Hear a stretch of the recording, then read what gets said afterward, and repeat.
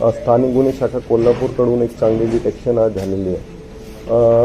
Karveer police स्टेशनमध्ये मागच्या 2 वर्षापासून पर्टिक्युलरली पाचगाव एरियामध्ये वेगवेगळे घरफोडीचे गुन्हे घडत होते. त्या अनुषंगाने एक लेटेस्ट गुन्हा 693/25 नोव्हेंबर 2025 घडलेला होता. त्यांची तांत्रिक पद्धतीने गोपनीय पद्धतीने माहिती काढताना आरोपी जे आहे प्रताप कदम ते 27/1/2026 रोजी त्यांना अटक करण्यात आला. तो आरोपी प्रताप कदम राहणार शिरोली MIDC आहे आणि त्यांच्याकडून ते 693/25 गुन्हा उघड करण्यात आला.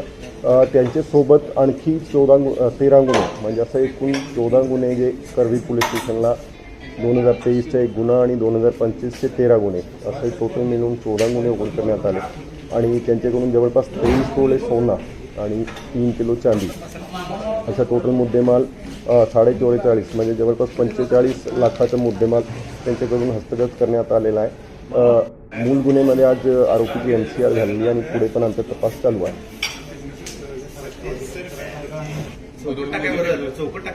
सराहित आहे म्हणजे आतापर्यंत 14 गुन्हे उघड झालेले आहेत, पण तपासामध्ये असा निष्पन्न होता ते जे करणार आहे तो एकटाच आहे.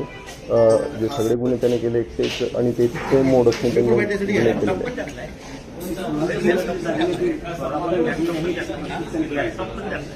ते जे रिकव्हरी आहे त्यांनी आरोपीकडून आहे, तरी पण आम्ही पुढची तपास करत आहोत.